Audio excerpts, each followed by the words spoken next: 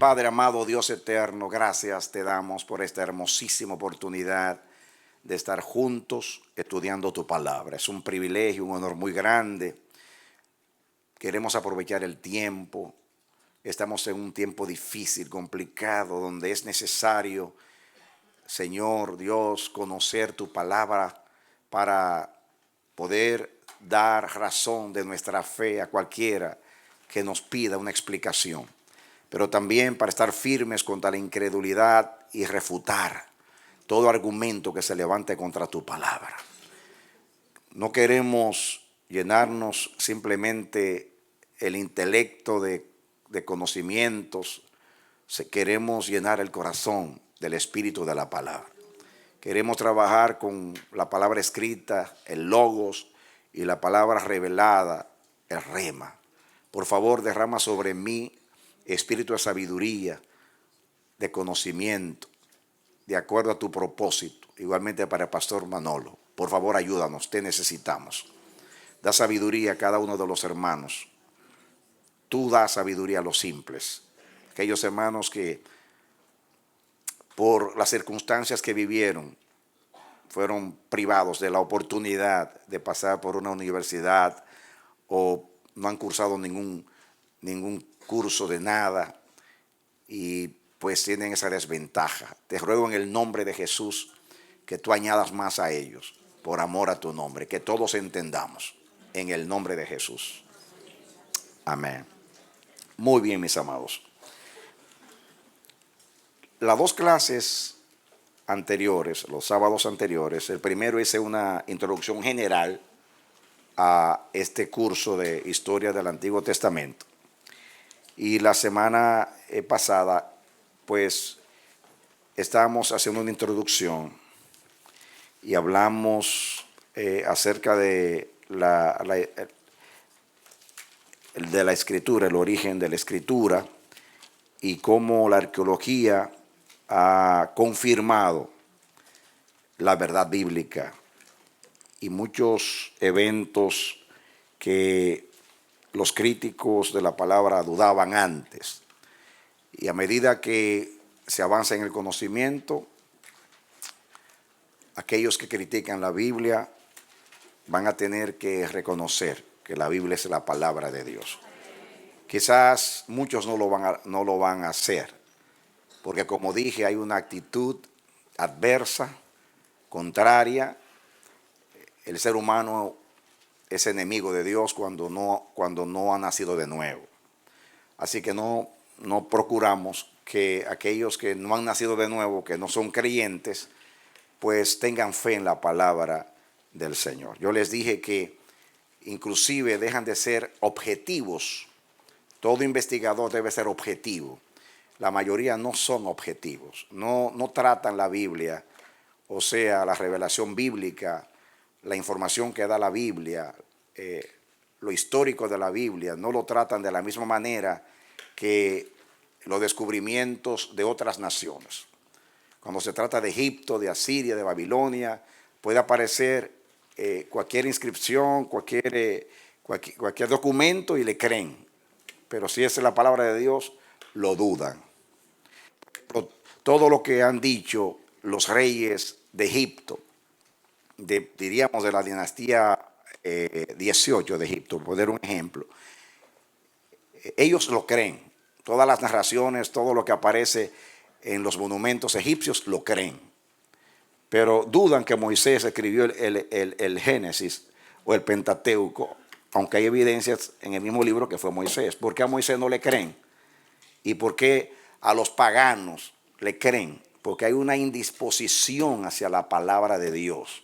Hay un deseo de desacreditar la palabra para restar fe a los creyentes.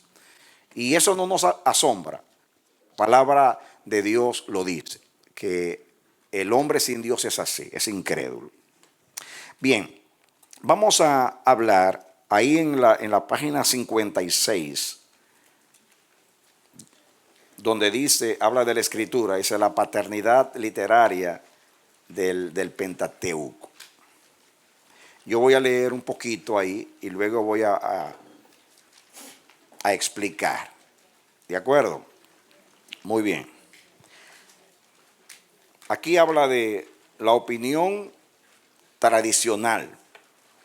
La opinión tradicional es que Moisés escribió el Pentateuco. El Pentateuco son los 5 primeros libros de la Biblia. La palabra penta en griego es 5.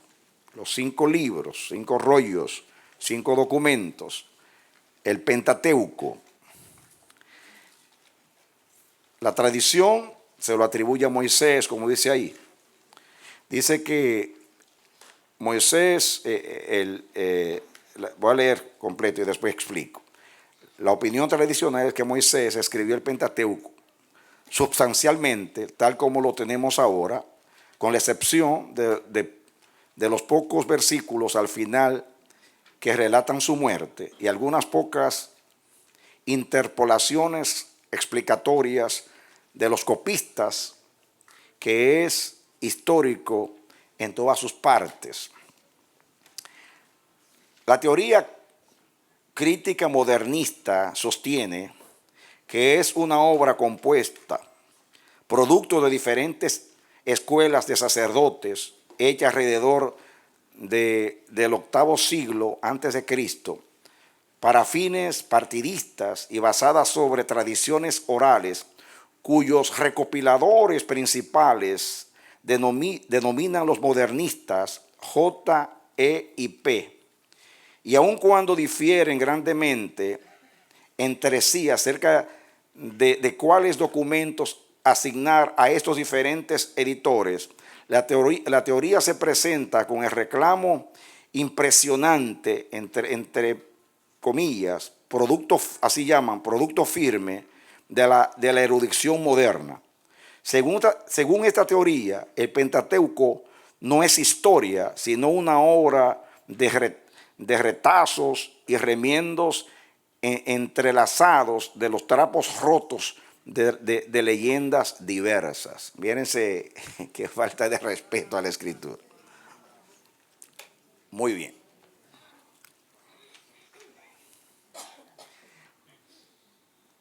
Referirse así a documentos históricos es prejuicio. Es no ser objetivos. Ahora, yo puedo, más adelante ahí hay, diríamos, pruebas arqueológicas, como dijimos la vez pasada, que uno de los argumentos de ellos era que Moisés no pudo escribir el Pentateuco porque en sus días no se sabía escribir. O sea, Moisés se escribió aproximadamente 1400 años antes de Cristo, redondeando el número. Imagínense, tenemos ahora, hay pruebas de que hay tablillas de escrituras pictóricas, cuneiformes, como dijimos, que datan de 3500 años antes de Cristo. Significa 1500 años antes de Moisés. Y puedo mencionar muchos argumentos, pero para nosotros, el argumento más poderoso es el argumento de la Escritura. Y vamos a trabajar con la Escritura. Ustedes se van a dar cuenta que yo voy a decir abiertamente lo que ellos dicen. Pasar por una escuela bíblica es un reto para ustedes, porque muchos de ustedes tienen la fe del púlpito, y nosotros predicamos lo que creemos, y ustedes reciben lo que nosotros creemos, que es lo mismo que ustedes creen. Pero cuando ustedes se ponen a leer, incluyendo libros de autores cristianos, ustedes se maravillan. Yo he consultado escritores, libros que venden en estas librerías que no creen en el Éxodo, porque no hay evidencia histórica de que existió un Éxodo. Ellos esperan que aparezca algo en el desierto del Sinaí para creer que los judíos pasaron por allí. Yo no necesito eso. Si los documentos bíblicos lo dicen, es suficiente. Y si ellos son ellos son serios, honestos y no son prejuiciados, deben aceptar lo que narra la Biblia, así como ellos aceptan lo que narran los faraones y lo que narran los reyes antiguos de la misma manera. No he escuchado a nadie que se lo diga. Yo digo, ¿dónde están los que defienden la Biblia? Porque hay que refutarlos con los mismos argumentos de ellos. Cuando aparece una información, de la manera que sea, de cualquiera de los pueblos antiguos, automáticamente lo dan como verdad. Pero si se trata de un escritor bíblico, lo dudan, cuando en realidad ese escritor vivió en esos días. Es totalmente injusto, si se puede decir así. Por ejemplo, el mismo Pentateuco dice que fue Moisés que escribió por lo menos de los Éxodo, Levítico, Números y Deuteronomio. Por ejemplo, vamos a leer algunos textos que quiero que proyecten acá, porque así no tenemos que, ustedes lo pueden mirar. Vamos aquí a poner a Éxodo 17, 14. Éxodo 17, 14. A ver, Danielita, si le da rápido a la computadora.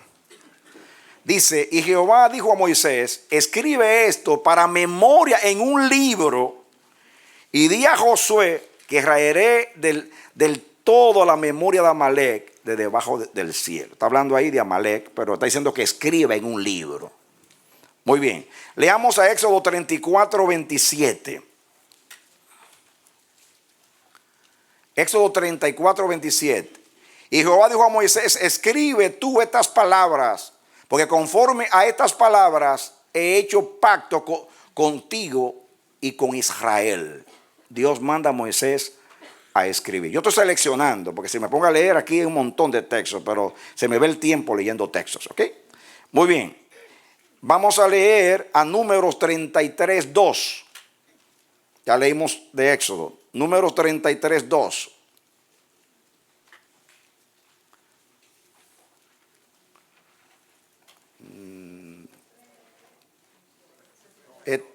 Es 33. Dice, Moisés escribió sus salidas conforme a sus jornadas por mandato de Jehová. Estas pues son sus jornadas con arreglo a sus salidas. Moisés escribió sus salidas. ¿Por qué no creer?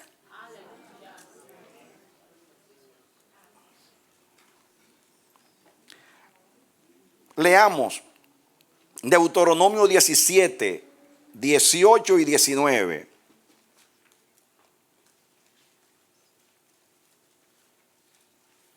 Dice, y cuando se siente sobre el trono de su reino, entonces escribirá para sí en un libro una copia de esta ley, del original que está al cuidado de los sacerdotes levitas. La ley estaba bajo el cuidado de los sacerdotes levitas. Posiblemente está hablando cuando venga un rey. De todas maneras, le está diciendo que hagan copias de la ley.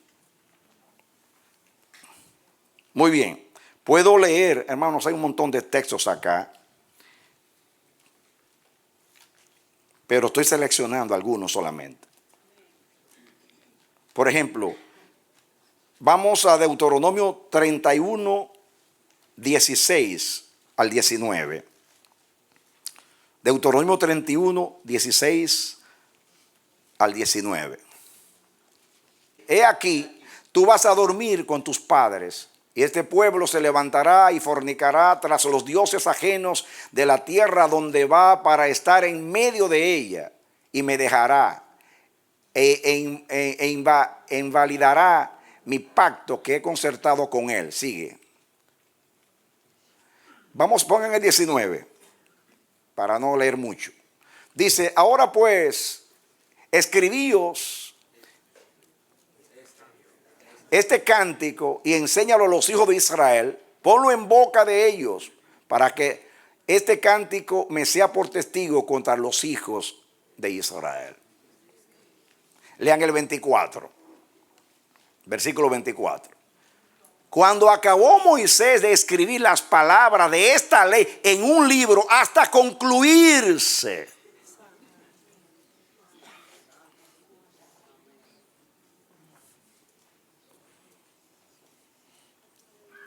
Ok.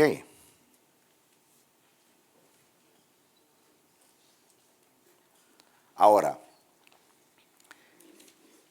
ahí está diciendo que Moisés escribió, que Dios lo mandó a escribir. Usted puede decir, pastor, eso no prueba que fue Moisés, sino alguien que está diciendo que Moisés, Dios lo mandó a escribir, pero no dice que fue Moisés que lo escribió. Bueno, vamos a Deuteronomio a ver quién fue que escribió. Muy bien. Miremos aquí. Vamos a Deuteronomio en el capítulo 1. ¿Lo tiene? Capítulo 1, versículo 9. 1:9. Dice Moisés, en aquel tiempo yo os hablé diciendo, yo solo no puedo moveros. Está hablando Moisés. Dice, en aquel tiempo yo. Está hablando Moisés. Muy bien. Leamos el 14. Estoy seleccionando algunos. El 14. Y me respondisteis, está hablando con el pueblo, y dijisteis, bueno es hacer lo que has dicho. Ese es el pueblo diciéndole a Moisés. Y Moisés está hablando ahí. Él dice, y me dijisteis. Está hablando Moisés. El 16. Entonces mandé a vuestros, dice, entonces yo, Moisés, mandé a vuestros jueces diciendo, oíd entre vuestros hermanos y juzgad justamente entre el hombre y su hermano y el extranjero. El 18. Os mandé pues en aquel tiempo todo lo que habíais de hacer. Yo os mandé. Está hablando Moisés. El 19. Y salidos de Horeb, anduvimos, diga, estuvo presente, todo aquel grande y terrible desierto que habéis visto, y por el camino del monte del Amorreo, como Jehová nuestro Dios nos lo mandó, y llegamos hasta Cades Barnea. Está como en un diario. Todo Deuteronomio es una repetición de la ley donde Moisés da testimonio. Ya en Sittim, al entrar, antes de morir, hace un recuento de todo lo que pasó. Y yo estoy seleccionando, ahí Moisés dijo, pasamos de aquí a allá, allí pasó esto. Lean a Deuteronomio para que vean. Yo estoy seleccionando para que ustedes, solamente para que vean. Muy bien. Estamos leyendo el 19, pongan el 20 y el 21. Dice el 20, entonces os dije, habéis llegado al monte del Amorreo, el cual Jehová nuestro Dios nos da. Está hablando en primera persona, incluyendo al pueblo. Muy bien. El 21. Mira, Jehová tu Dios te ha entregado la tierra, sube y toma posesión de ella, como Jehová el Dios de tus padres te ha dicho, no temas ni desmayes. Está hablando al pueblo. Bueno, todo Deuteronomio habla así. Pasa, yo no puedo leerlo todo. Ahora, escuchen ahora. Miremos ahora para que vean que es normal que un autor esté escribiendo un libro y habla en tercera persona. Jehová dijo a Moisés, y es el mismo Moisés que está escribiendo. Que eso es confuso, ¿no? Como digo ahorita, no, pero ahí no dice que fue Moisés. Verán que es una costumbre de escribir en tercera persona, como que, y habló Dios a Moisés diciendo, y es Moisés que lo está diciendo. Ok, pero está narrando para la posteridad. Por ejemplo, vean esto. Capítulo 4 de Deuteronomio, 41 y 44. A ver si estoy bien. Dice aquí, entonces apartó Moisés 3 ciudades a este lado del Jordán al nacimiento del sol. El mismo que está diciendo, fuimos aquí, vinimos allá. Ahora dice, esta pues es la ley que Moisés puso delante de los hijos de Israel. El mismo Moisés que está escribiendo.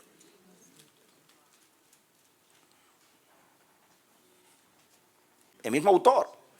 Está hablando en primera persona y en tercera persona. 5:1.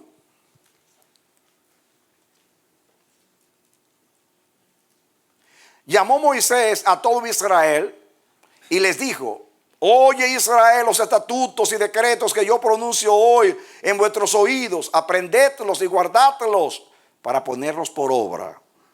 Ve, está hablando el mismo Moisés.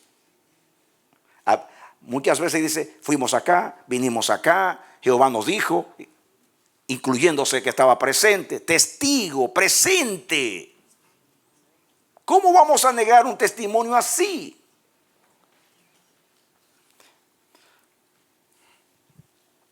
Te puedo leer, porque puse muchos textos aquí, pero no vamos a leer.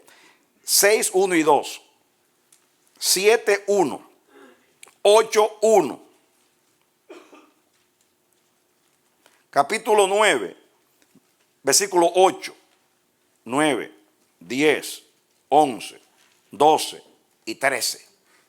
Dice, habla Moisés, hijo. Moisés habló en una tercera persona. En el 10:1 también, no tienen que buscarlo, solamente es, porque no puedo leerlos todos, no tengo el tiempo, voy a ver el tiempo en eso solamente. Ahora, para que ustedes vean que no solamente Moisés escribía así. Pensemos ahora en Isaías capítulo 1.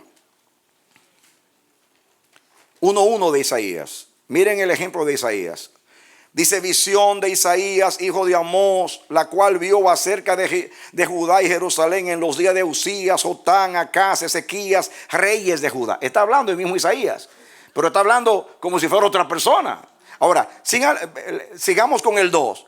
Ahora viene el mensaje profético. Oí cielos, escucha tu tierra, porque habla Jehová. Y de ahí en adelante habla Isaías. Y nadie niega que fue Isaías que escribió, porque él sigue, pero él habla como si fuera otra persona.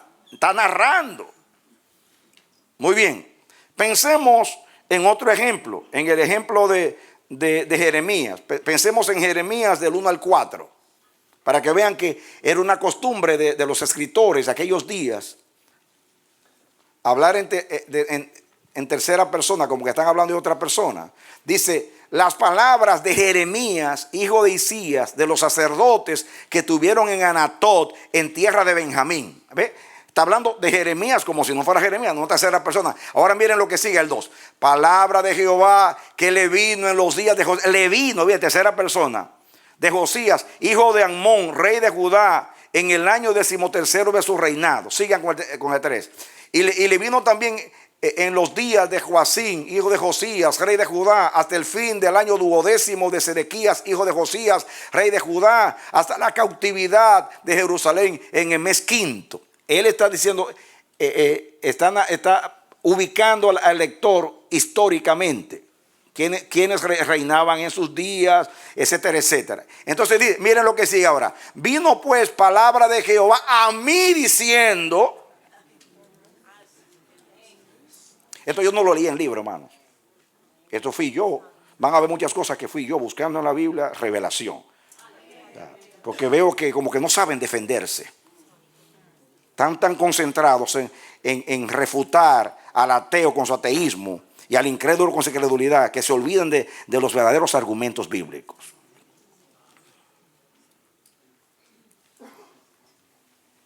Pensemos en Oseas.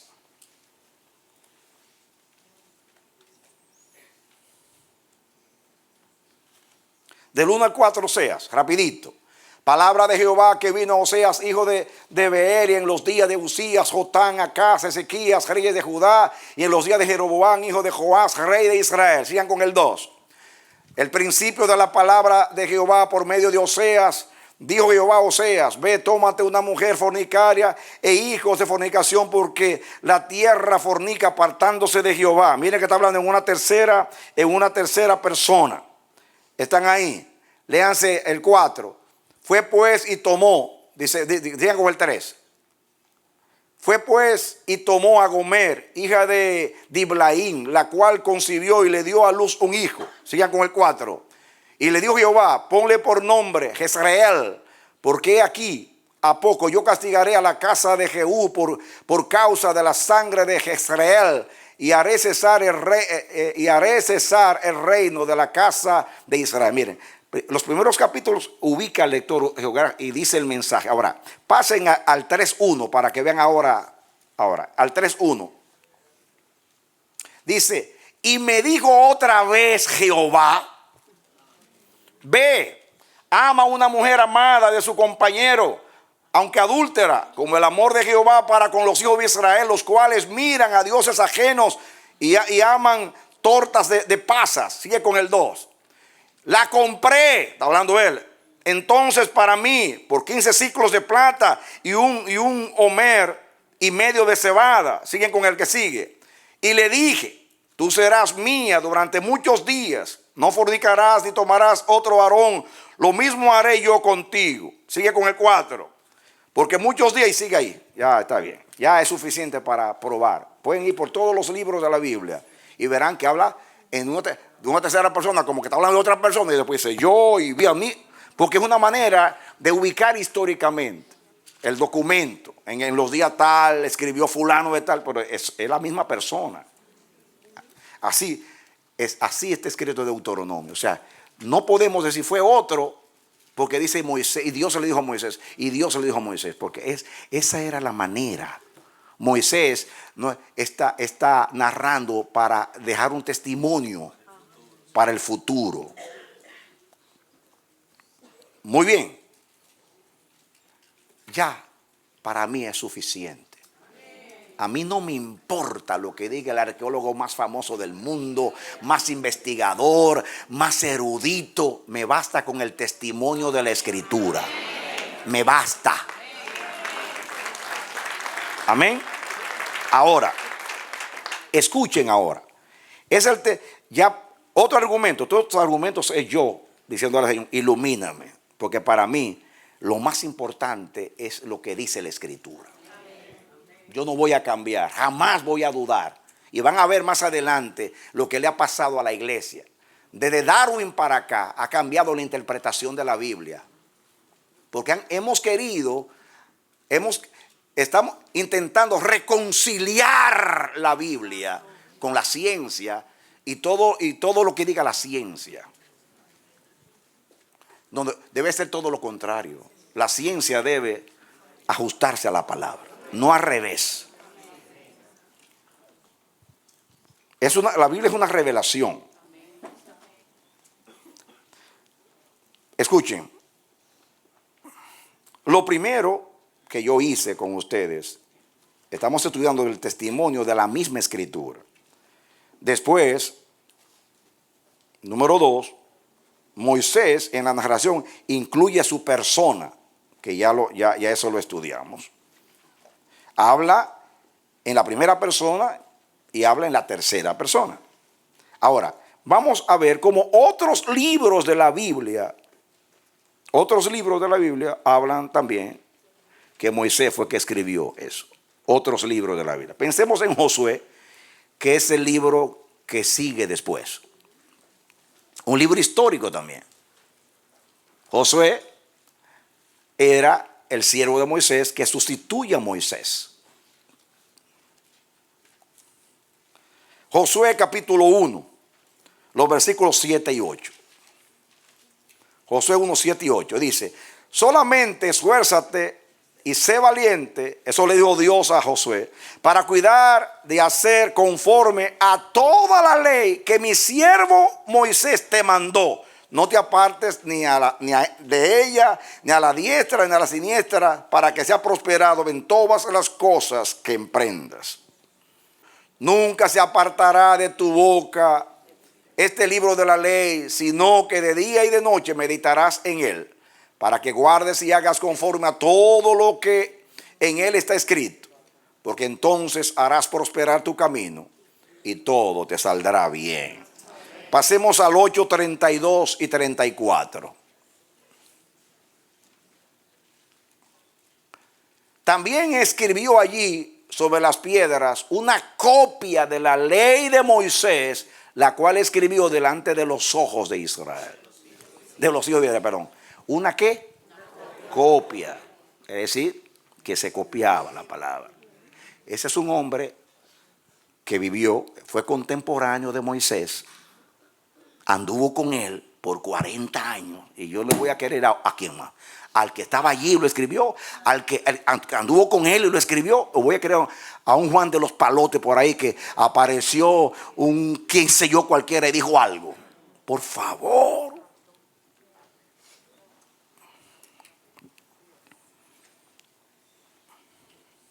¿Están conmigo? Leamos, ya leímos el 32 al 34, leamos el 22:5. ¿Cómo termina Josué? 22:5 de Josué. Rapidito. 22:5. Dice, ¿estoy bien? Solamente que con diligencia cuides de cumplir el mandamiento y la ley que Moisés, siervo de Jehová, os ordenó, que améis a Jehová vuestro Dios y andéis en todos sus caminos. Testimonio del libro que sigue.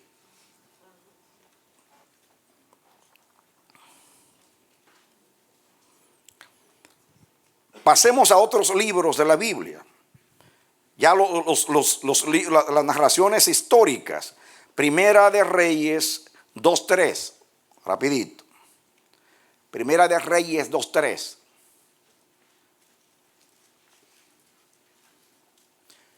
Dice aquí, guarda los preceptos de Jehová tu Dios, andando en tus caminos, observando sus estatutos y mandamientos, sus decretos y sus testimonios de la manera que está escrito en la ley de Moisés, para que prosperes en todo lo que hagas y en todo lo que emprendas. Siglos después,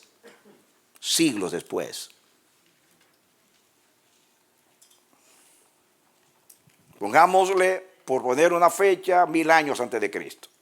Se fue en tiempo de Samuel, 1050 más o menos. 1050 más o menos. Josué y siguen. Yo seleccioné, por mencionar los libros de los jueces y todas las cosas.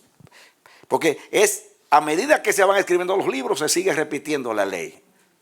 Así que es absurdo decir lo que ustedes leyeron ahí, que fueron trozos y pedazos, y dice que el documento más viejo fue 800 años antes de Cristo. Eso es totalmente absurdo.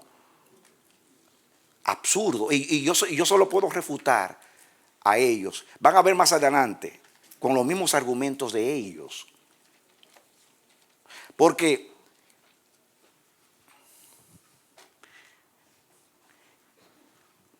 no va a llegar todavía. Déjame seguir por el mismo argumento. No, es que no me voy a adelantar. Segunda de Reyes 14:6. Rapidito. Segunda de Reyes 14:6. Dice, pero no mató a los hijos de los que le dieron muerte conforme a lo que está escrito en el libro de la ley de Moisés, donde Jehová mandó diciendo, no matarán a los padres por los hijos, dijo Moisés, ni a los hijos por los padres, sino que cada uno morirá por su propio pecado. En el tiempo de los reyes de Israel. El primer rey de Israel fue Saúl. Reinó más o menos diríamos, 1050 años antes de Cristo. Después vino David como en el año 1000. Después vino Salomón en los 900. Salomón murió en el 931. Más adelante, en tiempo de Josías, ya en el 600 y algo, aparece en el templo una copia del libro de la ley. Se apareció una copia casi en el año 700. Una copia en el templo perdida. Imagínense, ellos están diciendo que 800 años, si a los 700 más o menos aparece una copia en el templo de la ley, quiere decir que tenía siglos la palabra. Ellos ignoran todo eso, lo pasan por alto.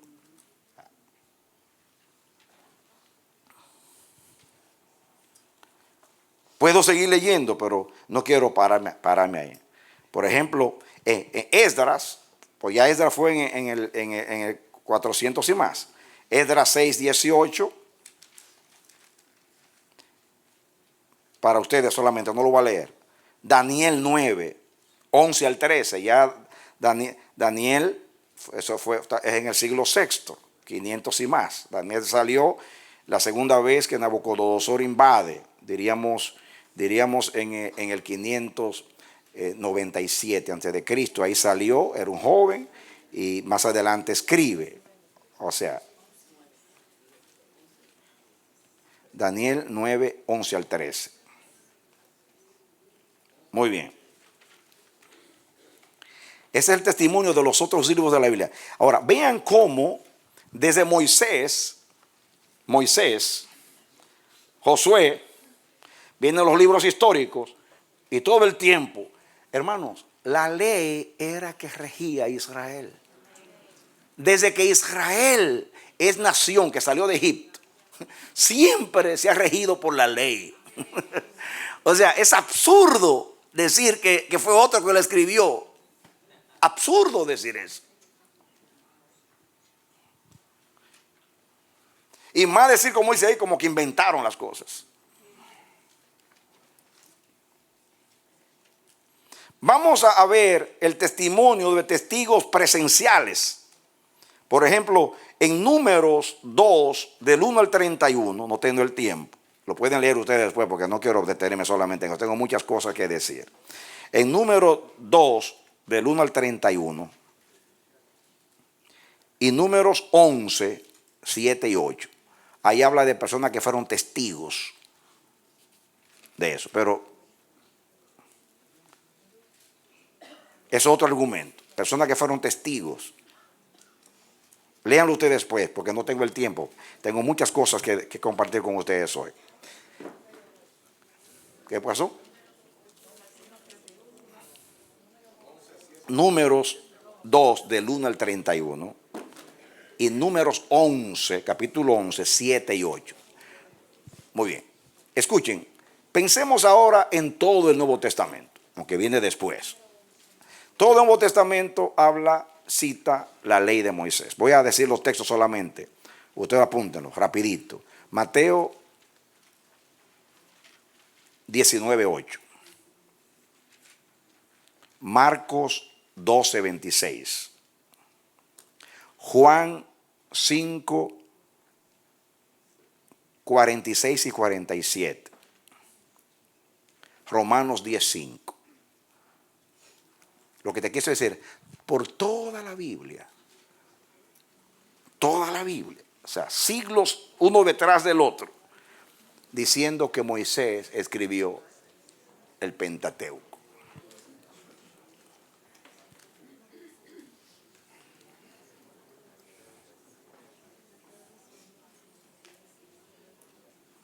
Escúchenme. Ahí vamos a seguir en el orden.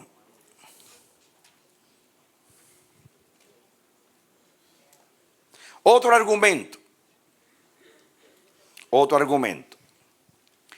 La información proporcionada por el autor, está hablando del autor del Pentateuco, en este tiempo Moisés, pero está hablando de autor como que en forma neutra. La información proporcionada por el autor tocante a nombres, palabras, costumbres y la geografía egipcia hubiera sido una tarea difícil, por no decir imposible, de realizar para un escritor o autor si éste hubiera vivido en Canaán siglo después del tiempo de Moisés. En otras palabras, ahí dicen ellos, y ustedes leyeron ahí, que el Pentateuco fue escrito como en el siglo VIII, o sea, en 800 años, redondeando antes de Cristo. Escúchame, este argumento, es imposible que un autor que viva en el 800, que viene siendo aproximadamente 600 años después de Moisés, es imposible que hable con una hable de palabras de aquello que se usaban en aquellos días, costumbres que no se conocían en esos tiempos no se practicaban. Geografía.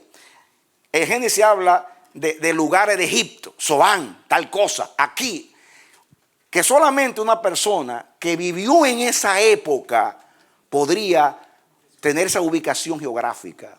O hablar de ciertas costumbres que vamos a hablar, como que aparecen en el Código de Hammurabi, que más adelante vamos a hablar del Código de Hammurabi, y también de los textos arqueológicos de Nunzi, que más adelante les voy a dar una cosa para que ustedes vean, que hablan de las costumbres bíblicas que nadie conocía siglos después. O sea, no se vivía eso para poder conocerlo. O sea, en el Génesis, mis amados, habla que Abraham salió de Ur de los Caldeos, que fue a Harán, y menciona todos los lugares, y menciona lugares de Egipto y costumbres de la Mesopotamia y de ahí, de la tierra de Canaán, que un escritor que hubiera vivido 600 años después, se le hace imposible a tener esa ubicación.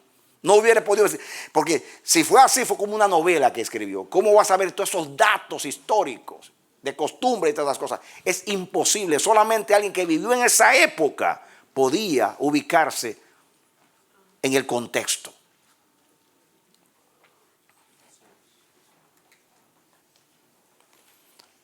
Vamos a poner ejemplo. Yo le voy a citar solamente ejemplos para que ustedes lo lean después en la Biblia. Pueden leer Génesis 13:10. Pongamos ese ejemplo ahí. Génesis 13:10. Rapidito.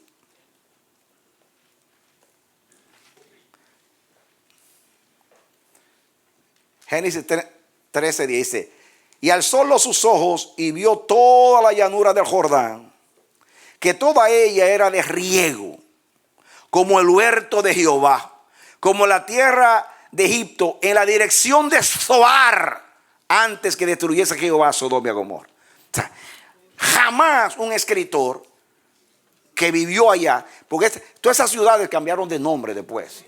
Cambiaron de nombre totalmente. Cambiaban de nombre las ciudades. Hoy las ciudades bíblicas tienen otros nombres. Es increíble. Pero hay prueba de que así se llamaba Zoar en aquellos días. Está hablando que era una tierra de riego. Está hablando en dirección a Zoar.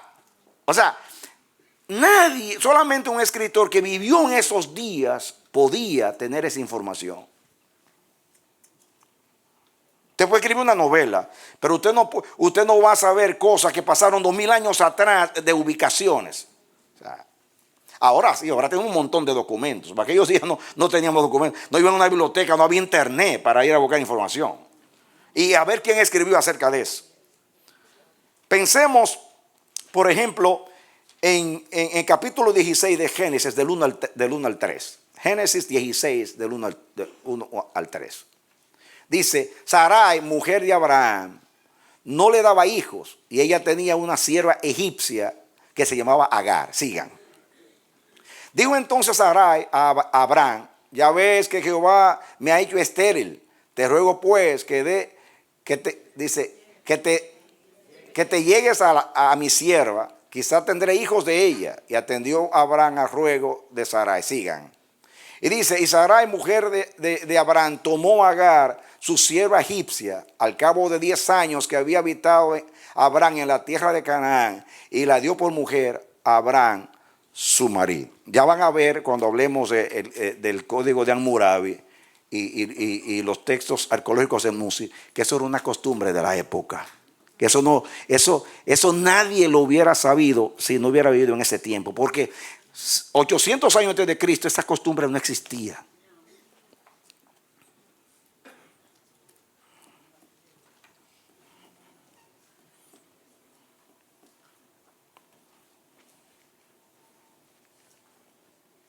(33:18)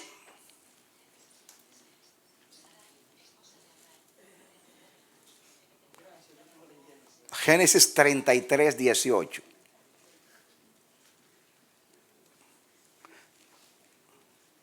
Dice, después Jacob llegó sano y salvo a la ciudad de Siquem, que está en la tierra de Canaán, cuando venía de Padán Aram, y acampó delante de la ciudad. Eso es un conocimiento de geografía de la época.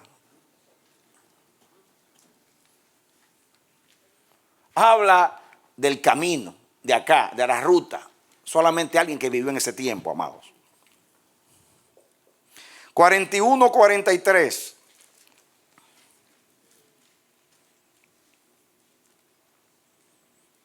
Y lo hizo subir en su segundo carro y pregonaron delante del doblate la rodilla y lo puso sobre toda la tierra de Egipto. Entonces sabe que esa era una manera, cuando pasaba el faraón, creo que eureka, una palabra, y todo el mundo se bajaba. Solamente alguien que vivió en esa época podía saber eso.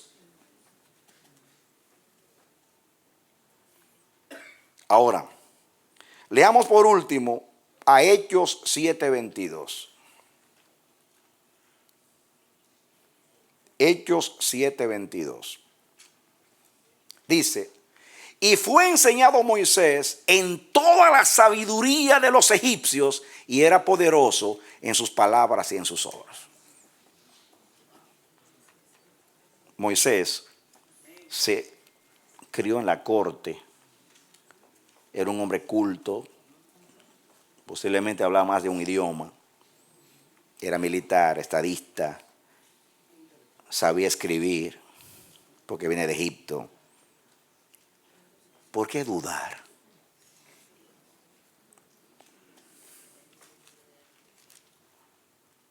¿Quién tiene argumento contra libros históricos? Cuando estudiemos el Código de Hammurabi, más adelantito, en el estudio, ustedes se van a dar cuenta de eso. Moisés escribió el Pentateuco entre los años 1400 a 1410 antes de Cristo. Vamos ubicando el tiempo del desierto, 1450, como bajando hasta 40 años que tuvo en el desierto, 1450, 1410. En ese tiempo escribió el Pentateuco. Escuchen ahora los argumentos. La opinión de la crítica concerniente a la paternidad literaria del Pentateuco ha sufrido varias modificaciones. A medida que pasan los años, ellos dicen otro argumento, otro disparate. En un principio se decía que Génesis estaba dividido en dos documentos sobre la base del uso de dos nombres diferentes de Dios, o sea, Elohim y Yahvé. Porque en Génesis habla de Elohim y después Yahvé. Ellos dividen que en esos dos nombres estaba dividido, debido a que Dios revela su nombre de Yahvé ya en el Éxodo. Alrededor, por eso es interesante que, y oye, wow, me viene una revelación aquí a mí. Wow, santo Jehová, esto sí es una revelación. Dios santo, solamente Dios revela esto. Ustedes saben, escuchen, atención a este argumento. Yo he leído mucho. Y esto es un argumento poderoso. Ustedes saben que Dios se le aparece a Moisés. Fíjense ustedes con el argumento que viene ahora de Dios. Esto ahora mismo me vino y me iluminó Dios a mí. Dios aparece a Moisés y le dice, yo soy el que soy. O sea, Yahvé o Jehová, que es el nombre del eterno, el fuerte, el poderoso. El que existe por sí mismo. Y dice, escuchen, no me revelé a Abraham, Isaac y Jacob con ese nombre. ¿De acuerdo? Sin embargo, en todo Génesis habla de Jehová. Y apareció Jehová a Abraham diciendo, y apareció Jehová a Abraham diciendo.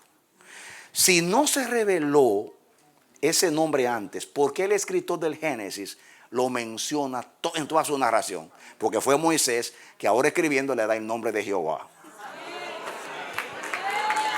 ¡Aleluya! Hermanos, he leído de eruditos y así no hubiera salido nunca.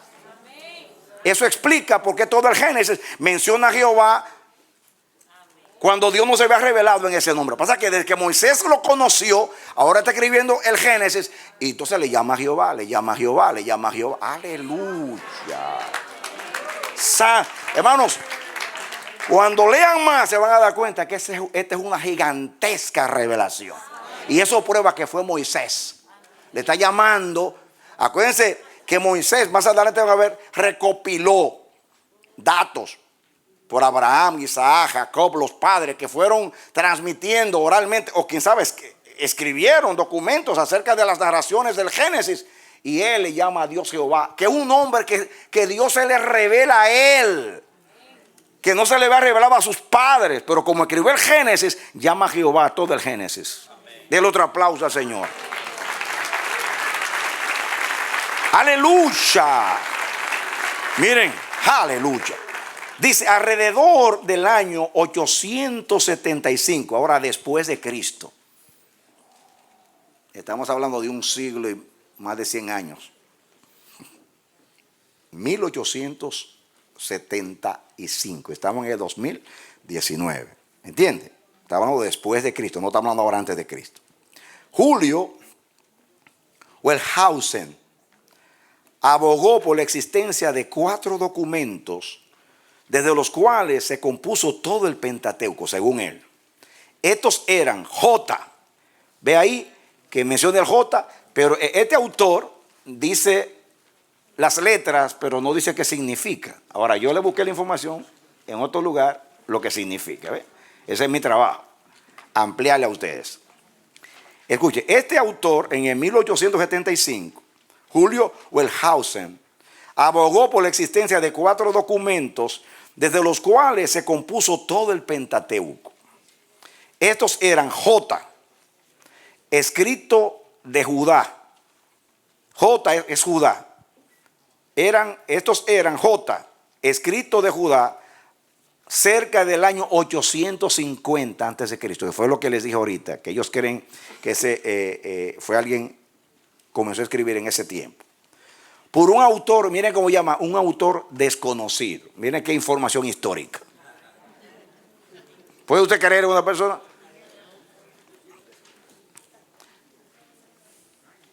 D, compuesto por el sumo sacerdote en el tiempo del avivamiento bajo Josías en el año 621. Ese es el D. Y P, compuesto durante el tiempo de Ezequías y Esdras. Ese es el argumento de ellos. Ningún argumento, solamente un capricho. Los descubrimientos arqueológicos, sin embargo, muchos de los cuales datan desde la Primera Guerra Mundial, diríamos 1914, 1916 de nuestra era, estamos hablando de la Segunda Guerra Mundial, han demostrado la corrección histórica del Pentateuco y han sacado a la luz las costumbres practicadas en el segundo milenio antes de Cristo, o sea, en el tiempo de Moisés, que eran 1500 algo, 1400 tanto, que no se practicaban en el primer milenio, o sea, en el 800 algo, como están diciendo. ¿Cómo entonces pudo un autor haber sabido esas costumbres? Es lo mismo. Por ejemplo, la doble porción otorgada al primogénito. Eso nadie lo sabía, eso no se practicaba en el 800 a.C. ¿Cómo sabía el autor acerca de la primogenitura? O sea, la doble porción otorgada al primogénito. La venta de un primogénito, la venta de la primogenitura, eso de vender la primogenitura, eso era costumbre de los tiempos del Génesis. No era práctica de los siglos después, como el 850. La validez de un testamento oral. La validez de un testamento oral. Por ejemplo, cuando Esaú bendice a Jacob por el engaño que se disfrazó de su hermano y lo bendijo. Y después vino Esaú a reclamar su bendición. Y él dijo, no te puedo dar otra. Porque en esos textos los textos de Nuzzi, que vamos a leer después de eso, dice que lo que un padre decía oralmente tenía validez legal.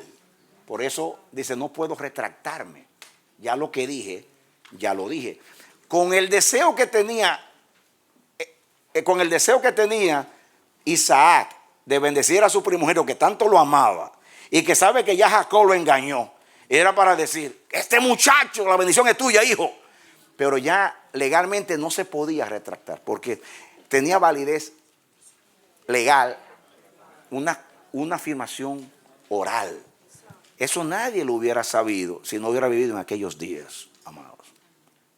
Van a ver cuando estudiemos eso. Yo les tomo algunos ejemplos nada más, porque estoy hablando de la paternidad del Pentateuco.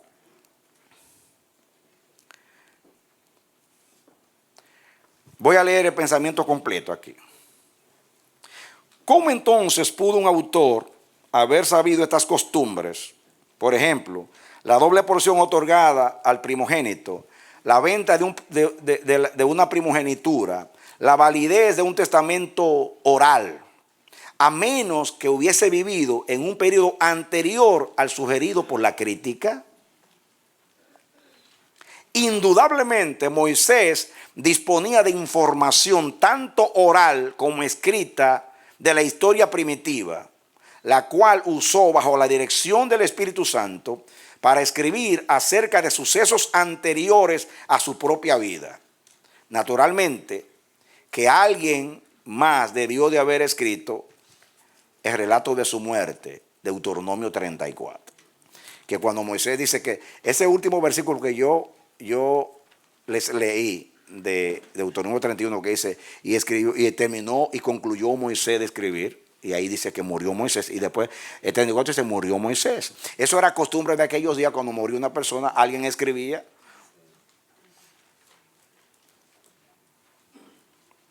murió fulano, pero claro que después de muerto no va a escribir. Es decir, que ese último capítulo lo escribió alguien para decir, terminó Moisés, murió. ¿Verdad? Cierra el libro. Muy bien. ¿Están conmigo? Muy bien. Entonces, ustedes van a leer después, lo que sigue ahí. Las pruebas ahí de la arqueología y otras cosas, eso lo van a leer ustedes allá. Yo simplemente le estoy dando información que son mías y otras que yo investigué. ¿De acuerdo? Para confirmar, siguiendo el ejemplo de esto. Ahora, vamos a Génesis, a estudiar a Génesis capítulo 1. Vamos a la creación del mundo.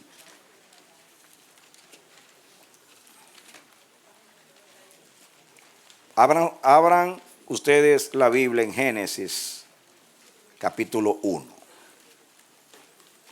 ¿Están conmigo? Muy bien. Fantástico.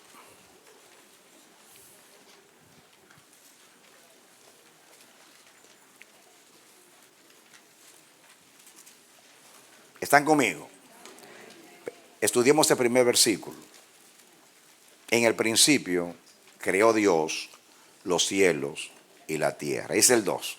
Y la tierra estaba desordenada y vacía, y las tinieblas estaban sobre la faz del abismo, y el Espíritu de Dios se movía sobre la faz de las aguas.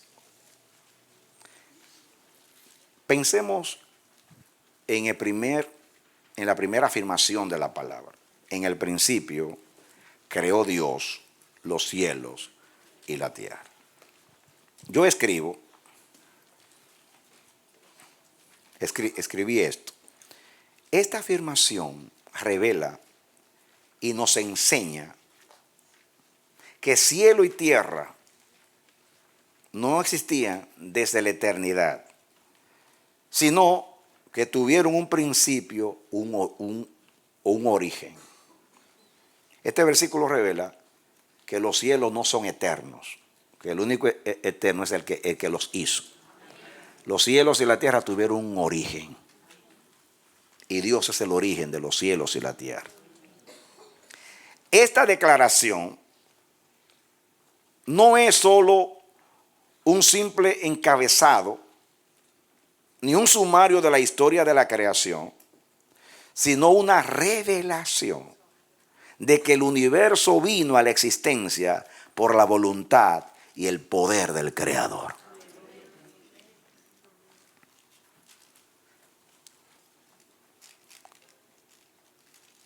Termino de pensamiento. El universo no es el producto de la casualidad, tampoco de un accidente cósmico, sino la obra creadora de Dios. Esa es la revelación del Génesis. Eso es lo que creemos y es lo que debemos de creer.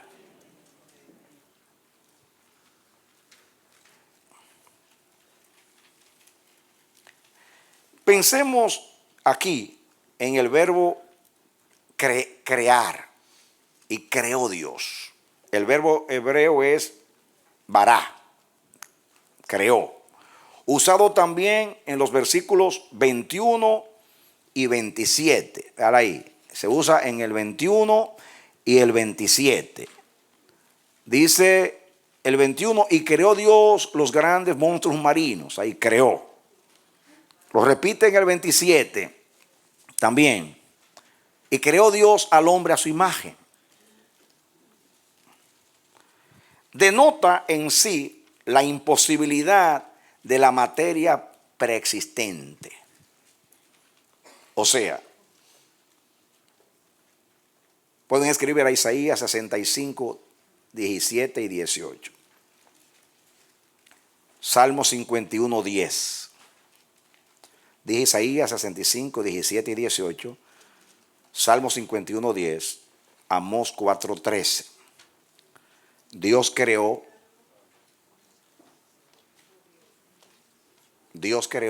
de la nada todas las cosas.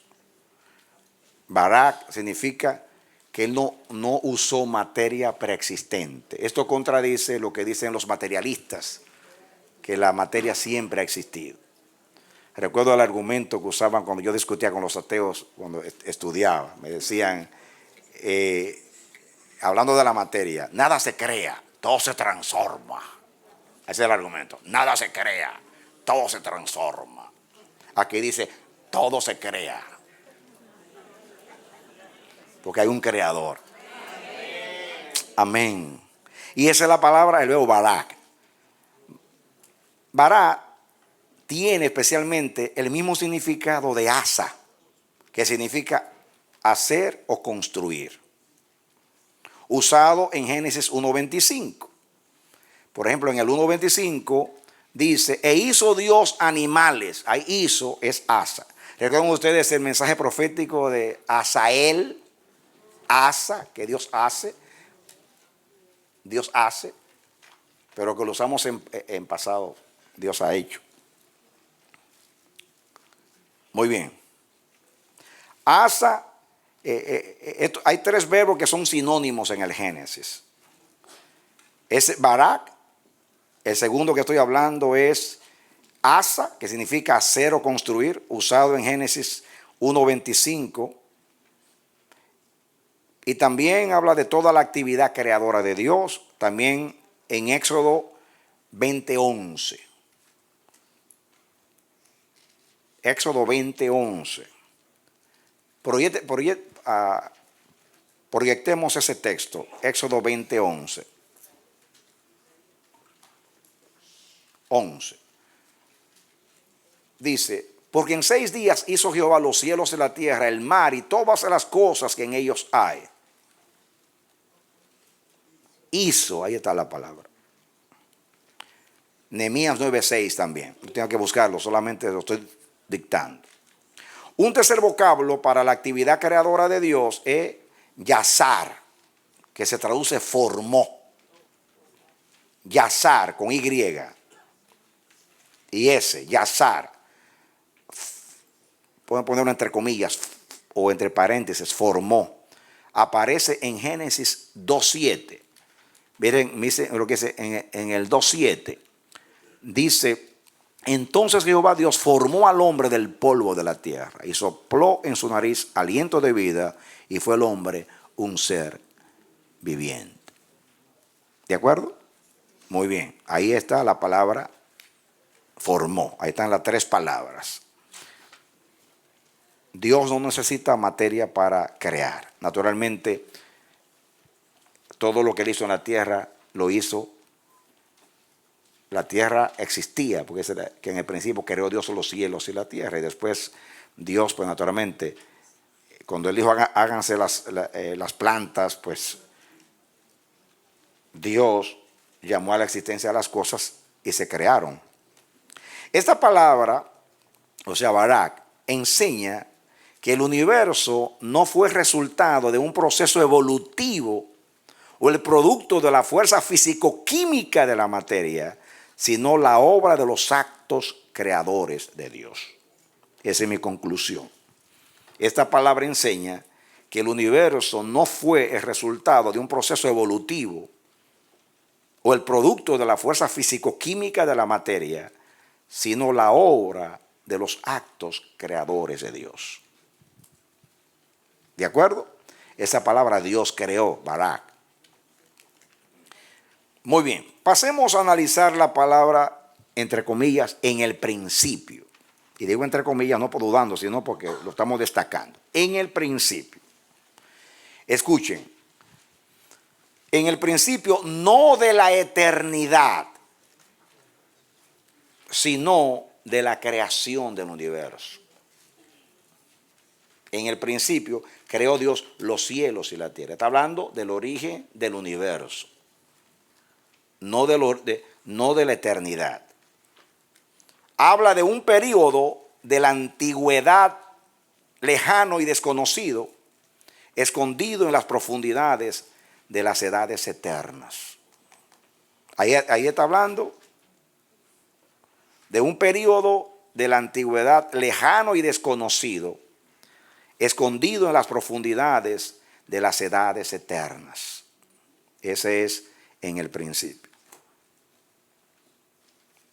Hay un pasaje que quiero que ustedes vean que es muy contundente. A mí me ministró mucho esto, que habla de dos tiempos. Vengan conmigo a Proverbios capítulo 8.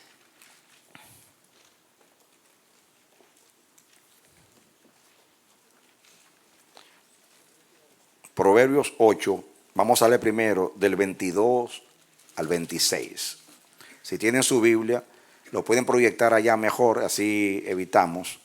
Proverbios 8, 22 hasta el 26. Vamos a leerlo rapidito, porque con la Biblia lo podemos leer rápido, pero allá uno por uno. A ver, Danielita, Proverbios 8, 22.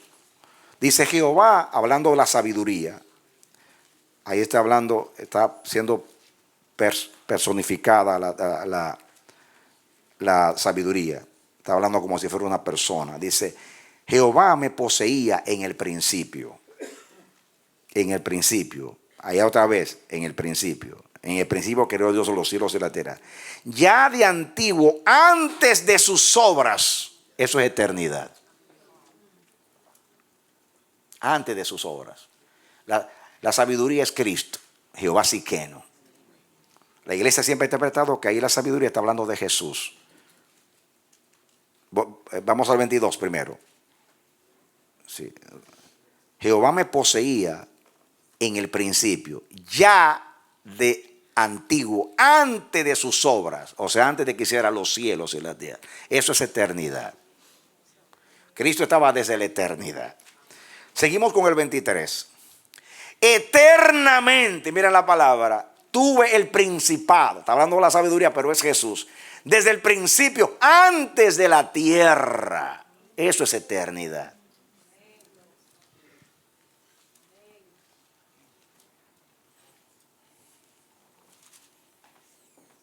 Seguimos con el 25. El 24, antes de los abismos fui engendrada, está hablando de la sabiduría, antes que fuesen las fuentes de las muchas aguas, sigue. Antes que los montes fuesen formados, antes de los collados, ya había sido yo engendrada, está hablando de la sabiduría. Eso es eterno.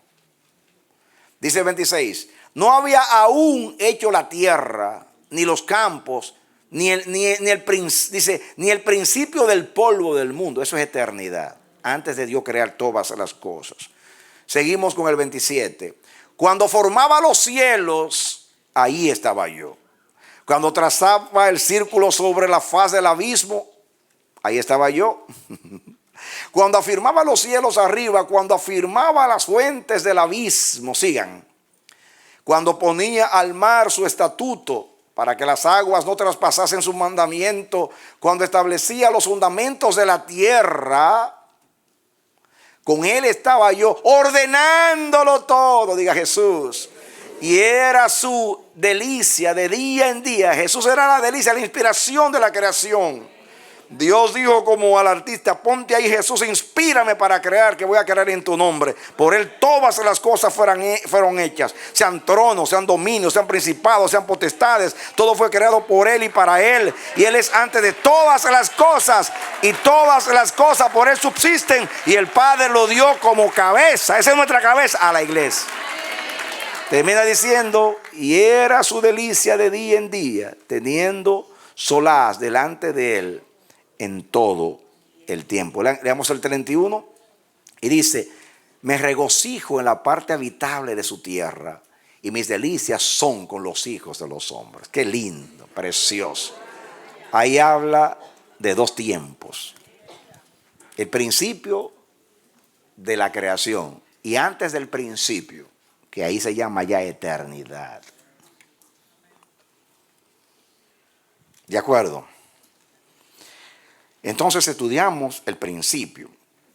Después viene la palabra Dios. En el principio creó Dios. Dios, ahí es la palabra hebrea Elohim. Un vocablo genérico para la deidad, así como un nombre propio para el Dios verdadero. La Biblia lo usa Elohim para hablar de los otros dioses falsos. Lo usa también para hablar de los príncipes de la tierra. Lo usa para hablar de los jueces de la tierra en los salmos. La palabra Elohim. Pero es un vocablo, como dije, genérico. Se usa para hablar de Dios, de la deidad. Pero también lo usa para hablar del nombre de Dios. Los judíos dicen Elohim es el Dios verdadero. Fíjate. Su significado básico es con F mayúscula, fuerte. Con L, líder poderoso. Con D, deidad suprema. Eso es lo que significa Elohim. Significa fuerte, líder poderoso, deidad suprema. La forma de esta palabra es plural,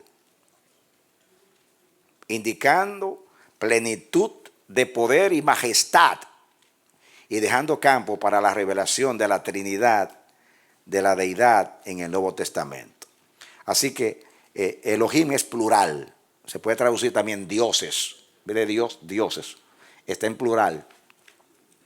Es interesante que, como ya dije, esta forma plural indica plenitud de poder y majestad, pero también es un indicio de la revelación de la Trinidad del Nuevo Testamento, Padre, Hijo y Espíritu Santo.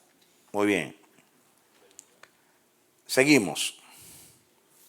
Y dice: y la tierra estaba desordenada y vacía, y las tinieblas estaban sobre la faz del abismo, y el Espíritu de Dios se movía sobre la faz de las aguas.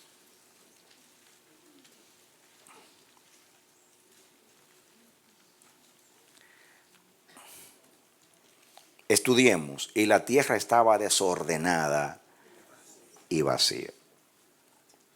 Algunos, o diría muchos, entienden que existe una laguna de tiempo, de duración indefinida entre los versículos 1 y 2. Hay quienes creen que entre el 1 y el 2 hay una laguna de tiempo. Pasaron miles de años entre el versículo 1 y el 2. Esto es una creencia, vamos a ver.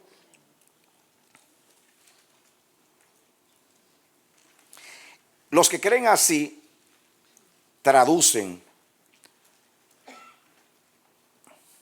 en vez de estaba, el verbo ser, estaba, ellos traducen se volvió, en otras palabras traduce, y la tierra se volvió desordenada y vacía. Miren hasta dónde llega la gente cuando quiere torcer la escritura. Ya van a ver por qué piensan así. Se volvió. En lugar de estaba. Escuchen, aunque la palabra puede significar también se volvió. Por ejemplo, se usa en Génesis 19:26, proyéctenlo. Ahí se usa el verbo como se volver. Génesis 19:26 dice, entonces la mujer de Lot miró atrás a espaldas de él y se volvió estatua de sal. Ahí se traduce, se volvió. Ese es un argumento que usan. La construcción, escuchen ahora lo que dicen los expertos. La construcción de la cláusula no apoya una declaración consecutiva describiendo algo que ocurrió posteriormente al versículo 1. Miren entre comillas, y estaba desordenada y vacía. Y quiere decir que no hay tal cosa como una separación. Está hablando de lo mismo. En el principio creó Dios los cielos y la tierra. Y la tierra, que ya está hablando de ella, estaba desordenada y vacía. No se volvió. Pero van a ver más adelante que sino describiendo algo incluido en el versículo 1, que es, se puede traducir entre comillas, pero, en otra palabra, en el principio creó Dios los cielos y la tierra, pero la tierra estaba desordenada y vacía. Esa es la, gramaticalmente en hebreo es lo correcto. Es decir, la creación inicial estaba desordenada y vacía, condición que pronto se remedió.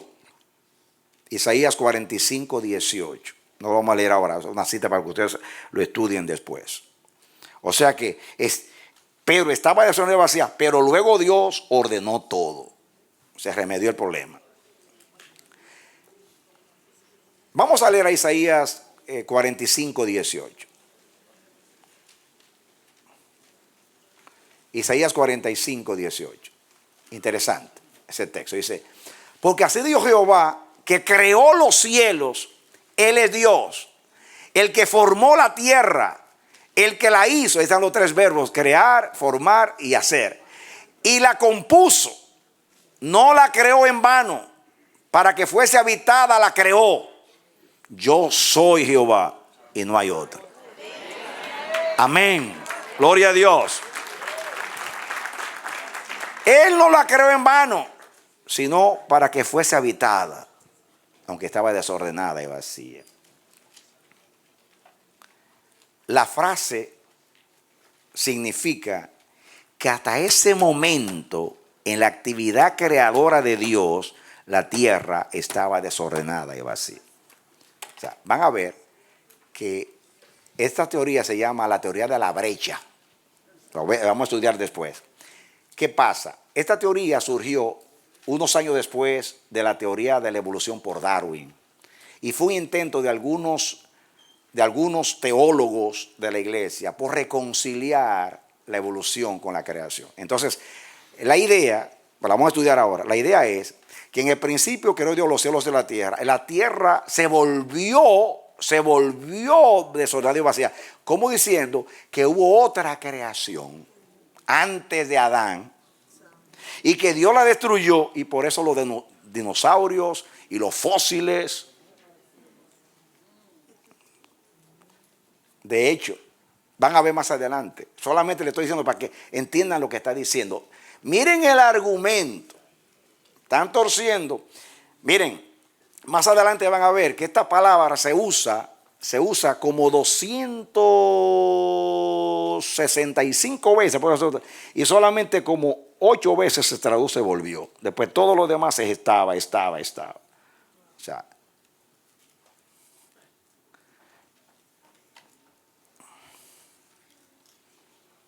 Escuchen. La frase significa que hasta ese momento, en la actividad creadora de Dios, la tierra estaba desordenada y deshabitada. Perdón, estaba deformada y deshabitada. Porque esas dos palabras significan originalmente deformación, o sea, y deshabitada. Era como un desierto. Estaba deshabitada y estaba sin forma. La palabra vacía ahí es vaciedad, que no había nada. No había nada, estaba desértica la tierra, deshabitada y estaba deformada. Isaías 34:11 es una prueba de esto. La tierra estaba desordenada y vacía, o sea, entre paréntesis, en confusión, o sea, en confusión y vaciedad es lo que significa. Miren a Isaías 34:11. Dice, se adueñarían de ella el pelícano, el erizo, la lechuza, el cuervo morarán en ella y se extenderá sobre ella cordel de destrucción, ahí están las dos palabras, y niveles de asolamiento. Desolación, vaciedad, es lo que significa la palabra. No está diciendo que hubo una destrucción antes, sino que todavía Dios no había usado la tierra para el propósito. Esa teoría, como dije, se llama de la brecha, porque hay una brecha entre los dos textos. Ya les dije cuál es la intención. En Génesis 1:1, Dios crea un universo completo y perfecto. Ahora vamos a ver lo que ellos creen. En Génesis 1:1, en el principio creó Dios los cielos y la tierra, ellos explican que Dios crea un universo completo y perfecto. Entre el capítulo 1:1 y el 2, la rebelión de Satanás dañó esa perfección original. Suena como lógico, ¿no? Y como que armoniza con la ciencia y todo. Pero la Biblia no lo dice así. Están forzando la Biblia a decir lo que no dice. Y eso es una ofensa al que habló. Que le están cambiando la palabra a Dios. Suena muy bonito. Y es un argumento para explicar muchas cosas. La Biblia no dice cuándo cayó Satanás. Dice que fue lanzado a la tierra. ¿Cuándo? No lo sabemos. Si fue después que Dios creó a Adán, o lo lanzó cuando la tierra estaba desordenada y vacía. La Biblia no lo dice. Y cuando Dios se calla, lo mejor es callarse la boca. Cuando Dios habla de algo, comentamos acerca de lo que dijo. Cuando Dios habla poco de algo, hablamos poco de eso. Y si Dios se calló, nos callamos. Y aquí Dios nunca dijo en qué tiempo fue que Satanás fue lanzado a la tierra.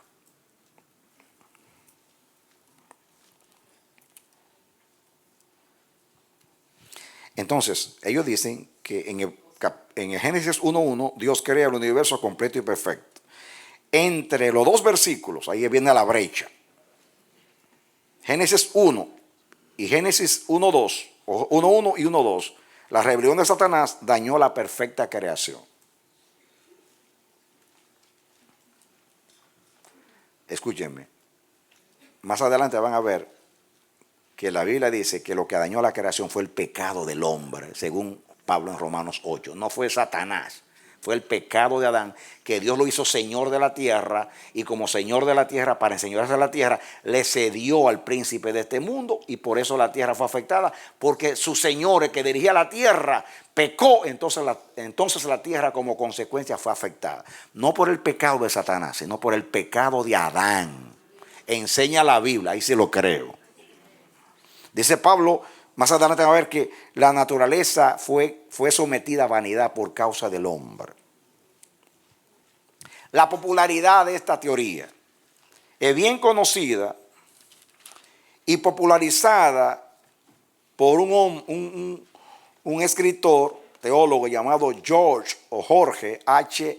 Pember en 1876, un poquito después de que Darwin escribió El origen de las especies, que fue el libro de la evolución.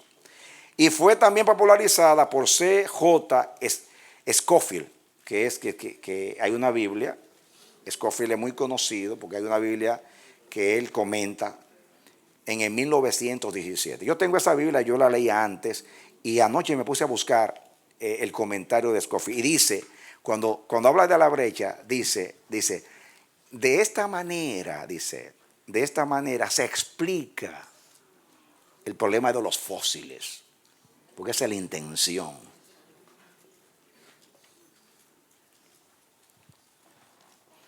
Es terrible, qué pecado que usted fuerce la Biblia a decir lo que no dice, porque usted se avergüenza de lo que dice la Biblia y quiere reconciliarlo con los argumentos de la ciencia.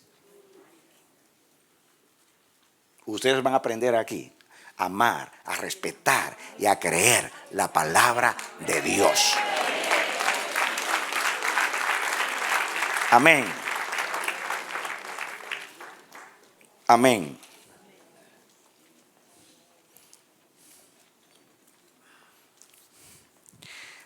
Un argumento que ellos presentan para decir que la tierra estaba desordenada y vacía.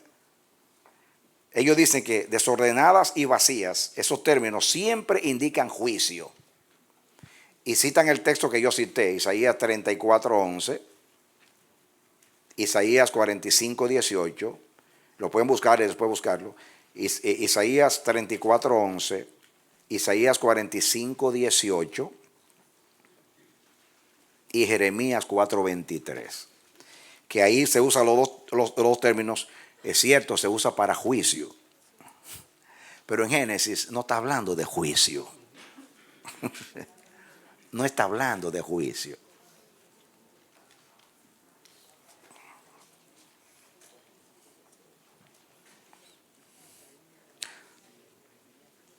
Isaías 34:11.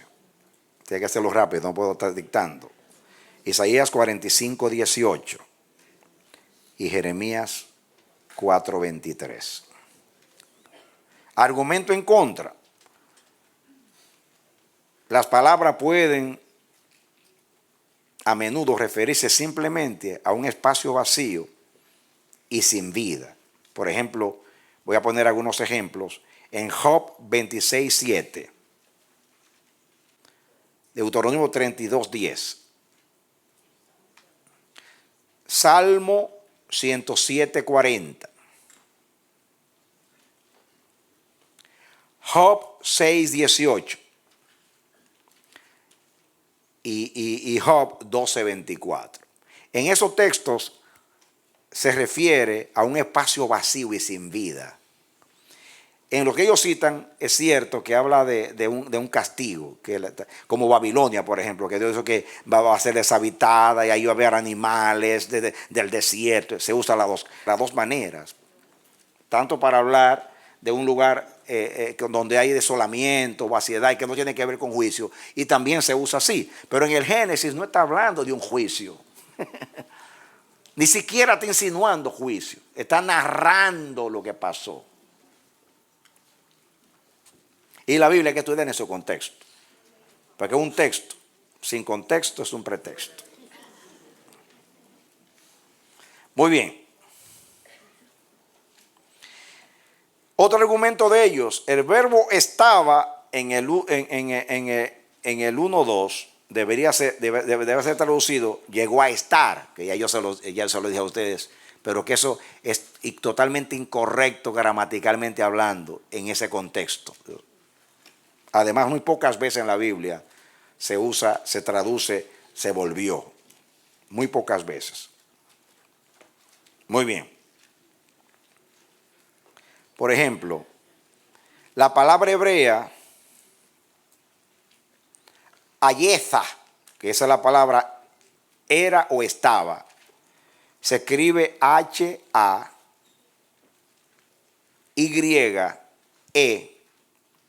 A-Y-E-T-H-A.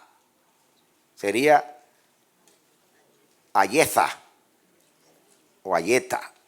En castellano sería Ayeta. Es que la TH en inglés, como thank you. Y también es en griego, es como Z. Oye, Hayeta o Yahayeta. Entre paréntesis, era o estaba. Casi siempre se traduce así. O sea, era y estaba. Escuchen ahora los números. Se usa en la Biblia 264 veces en el Pentateuco solamente. Se usa 264 veces en el Pentateuco. Vamos, porque fue Moisés que escribió el Pentateuco. Y de estas, 258 se traduce era o estaba. Quiere decir, si ustedes restan solamente de 64, ustedes restan son 4, 6 veces solamente se traduce volvió.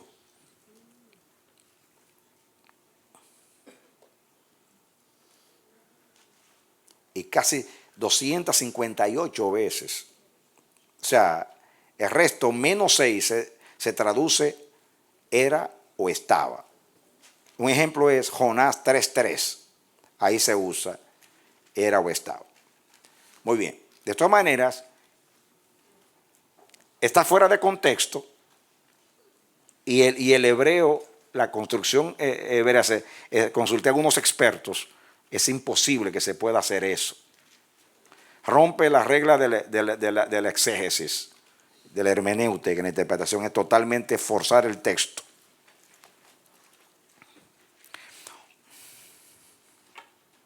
Ellos tienen otros argumentos, que hay una diferencia entre Barak y Asa. Ya nosotros leímos que eso no es verdad. No hay diferencia entre Barak, Asad y Yazar, que ya lo estudiamos. Ahí están los textos donde se usa esa palabra que yo se lo dije a ustedes ya. Miren qué manera de interpretar. Cuando dice que la tierra estaba en tinieblas, ellos dicen que tinieblas indica juicio.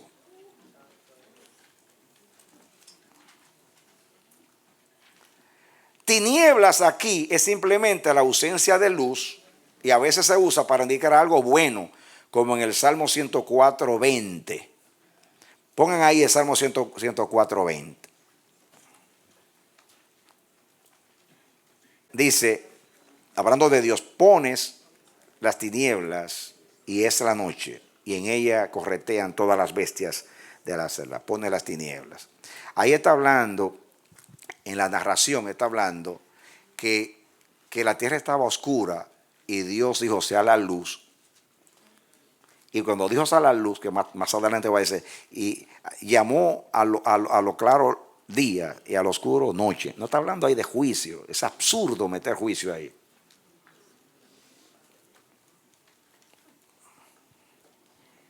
Miren otro argumento. Génesis 1:28. Que Dios dice, me da como risa. Dice en el 1:28 que Dios le dice a Adán que llene la tierra, que se multiplique. El 1:28. Dice, y los bendijo Dios y les dijo, fructificad, multiplicaos y llenad la tierra y sojuzgadla.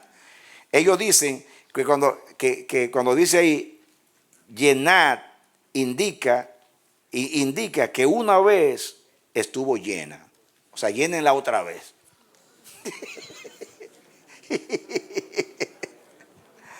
Llenad la tierra, quiere decir que Dios la había llenado, se había vaciado por un castigo de Dios y que entonces Dios llénenla otra vez.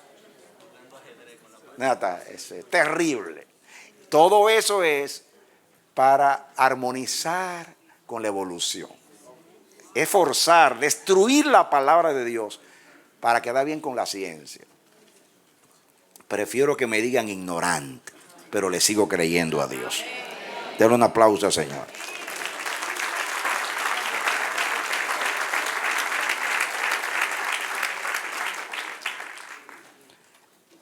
el término hebreo male, que aquí se llama male, casi siempre significa llenar. Por ejemplo, Éxodo 40:34, Primera de Reyes 18:33, Salmo 107:9. Siempre mal ese llenarse es así. No tal cosa como que estuvo vacía y se llenó otra vez. Escuchen ahora. Esto ya lo he dicho muchas veces, pero es como una conclusión de este tópico. Escribo. La teoría de la brecha es un intento, entre comillas, cristiano, de reconciliar el relato de la creación con los largos periodos de tiempo inferidos en la teoría de la evolución. Pero la evolución es en sí misma una teoría no científica que desafía la ley o la segunda ley de la termodinámica. Esta ley consiste en resumen, ¿no?, que las cosas nunca tienden a organizarse, sino a desorganizarse. La evolución está en contra de eso. Dice que todo va perfeccionándose, todo lo contrario, todo va deteriorándose, no lo contrario. Muy bien.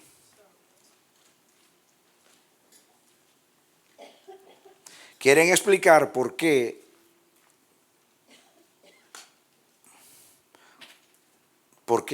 los años de los fósiles y de los dinosaurios, etcétera. En el Nuevo Testamento enseña que fue el pecado lo que trajo la muerte, incluso de los animales. Romanos 5:12. Dice que la paga del pecado es muerte. Y Romanos 8:20 al 23.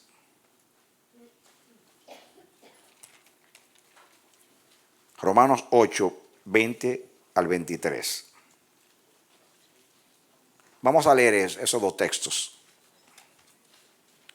Romanos 8:12. Perdón, 5:12.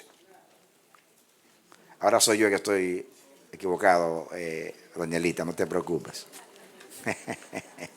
Dice, por tanto, como el pecado entró en el mundo por un hombre, no por el diablo, y por el pecado la muerte, Dios le dijo, el día que comas morirás, no se lo dijo al diablo. Así la muerte pasó a todos los hombres, por cuanto todos pecaron. No fue por el pecado del diablo. El castigo del diablo es que fue echado a la tierra, que fue a la huesa, como dice el profeta, y dice que al final el lago de fuego es su destino. Ese es el castigo. No, al hombre es otro. Es muy bonita esa teoría porque nos reconcilia con la ciencia y todo está muy bien. Pero a cambio de forzar la escritura, lo estamos metiendo en problemas con Dios. Romanos 8:20 al 23. Romanos 8:20 al 23. Dice el 20, porque la creación fue sujetada a vanidad, no por su propia voluntad, sino por causa del que la sujetó en esperanza. Sigue. Porque también la creación misma será libertada de la esclavitud de corrupción a la libertad gloriosa de los hijos de Dios. Sigue. Porque sabemos que toda la creación gime a una y aún está con dolores de parto hasta ahora. 23. Y no solo ella, sino que también nosotros mismos, que tenemos las primicias del Espíritu, nosotros también gemimos dentro de nosotros mismos esperando la adopción, la redención de nuestro cuerpo. O sea que cuando venga la glorificación y seamos transformados en un abrir y cerrar de ojo, la tierra también será transformada. Porque la tierra dice que será purificada con el resplandor de su gloria en su venida, y los justos heredarán la tierra y vivirán para siempre en ella. Así que lo que afectó la creación fue el pecado del hombre. Y lo expliqué, porque Dios le dijo al hombre, enseñoréate, lo puso como cabeza. A la cabeza ceder al diablo entonces todo su dominio en realidad es corrompido.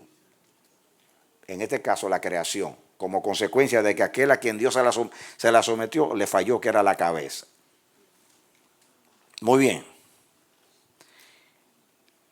Alguien dijo, la teoría de la brecha coloca a Adán caminando por encima de un gigantesco cementerio de animales fosilizados. Aquí que tengo, fosilizados. Es decir, que Adán andaba por encima de los fósiles así. Sí, porque como en la otra creación estaba la tierra llena de fósiles, entonces Adán, cuando Dios lo creó, andaba por encima. Solamente en el Edén no había fósiles porque Dios se los limpió. Ay, Dios mío. Podemos concluir diciendo que Génesis 1:1, escuchen, esta es mi conclusión de este tópico. Podemos concluir diciendo que Génesis 1:1 es una declaración resumida de los dos primeros capítulos. En este versículo Dios nos dice qué es lo que originalmente hizo, y en los versículos restantes nos dice cómo lo hizo. En otras palabras dice, en el principio creó Dios los cielos y la tierra. La tierra estaba desordenada y vacía. Esa era cómo estaba. Ahora comienza a decir lo que Dios hizo. Muy bien. Voy a repetirlo. En este versículo Dios nos dice qué es lo que originalmente hizo, y en los versículos restantes nos dice cómo lo hizo. ¿Cómo lo hizo? Muy bien. A ver aquí. Muy bien. Escuchen. Me quedan unos minutos. Vamos a hablar de los días de la creación. Pon ahí como título, los días de la creación. Génesis 1, del 3 al 31. Todo el capítulo 1. Ahora vamos a hablar de versículo 3 en adelante. Hay una pregunta. ¿Los días de la creación eran periodos largos de tiempo o días de 24 horas? Porque esa misma gente, muchos, no voy a decir los de la brecha, pero otros dicen que los días de la creación eran periodos, eran eras geológicas, periodos largos de tiempo, miles de años, de un día al otro día. Eso es para reconciliar la Biblia con la teoría de la evolución. Vamos a estudiar qué dicen los periodos largos de tiempo. Los que afirman que los días de la creación fueron eras o periodos largos de tiempo se basan en la manera que en otras partes de la Biblia se usa la palabra día.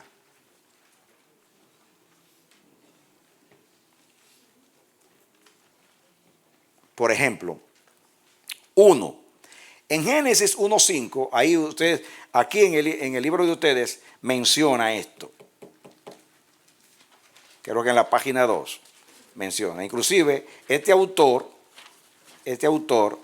dice que no podemos ser dogmáticos y aunque él no dice que lo cree, pero dice que puede ser posible. Muy bien.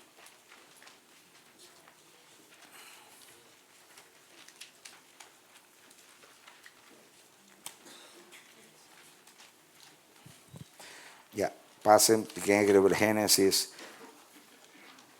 versículo 1, 2 y los 7 días de la creación. Léanlo después en su casa, no hay tiempo. Yo le voy a... concéntrese conmigo, después ustedes se lo leen. Concéntrese ahí, me quedan 5 minutos para llegar aquí. En Génesis 1:5 se usa como sinónimos de luz.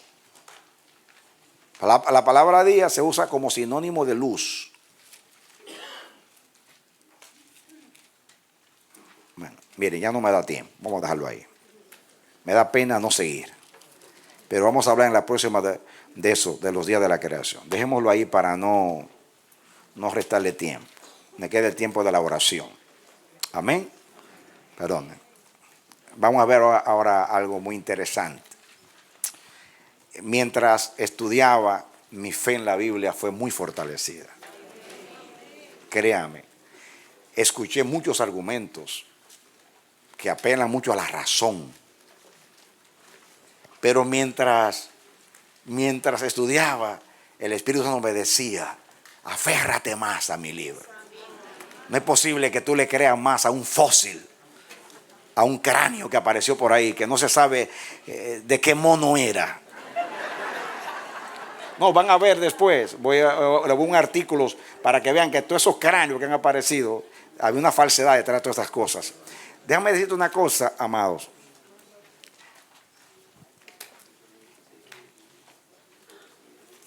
Puede aparecer lo que aparezca.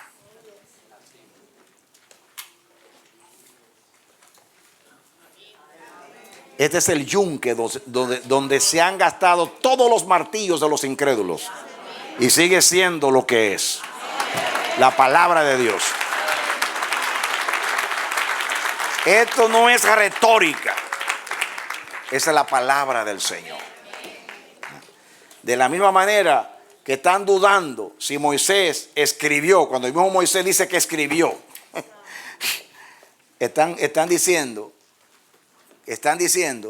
que Dios no creó cuando Dios dice que fue el que creó. Vamos a orar a Dios. Padre amado, Dios eterno, gracias. Muchas gracias por esta hermosísima oportunidad de poder estudiar juntos la palabra. Gracias porque nos guiaste en los pensamientos de tu corazón. Y a pesar de que estamos siendo objetivos, porque estamos presentando inclusive los argumentos de los demás, para nosotros confirmar la palabra. Santo Señor, te creemos, Padre. Creemos a tu palabra. Nadie nos va a mover de la esperanza que hay en nosotros. Nadie nos va a mover de esa fe que una vez nos fue impartida por la gracia del nuevo nacimiento. Gracias te damos por darnos fe en tu palabra bendita, Señor. Pero es bueno que nuestra fe sea una fe con conocimiento, no una fe irreflexiva, sino una fe que está basada en un así ha dicho Jehová, en tu palabra, Señor. Gracias. Yo bendigo a mis hermanos en tu palabra, en tu nombre, en tu propósito, en tu misericordia, y te ruego que los hermanos hayan podido entender y captar esta enseñanza y que el resultado sea que su fe haya sido confirmada en ti. Gracias. En el nombre de Jesús. Amén. Denle un aplauso al Señor.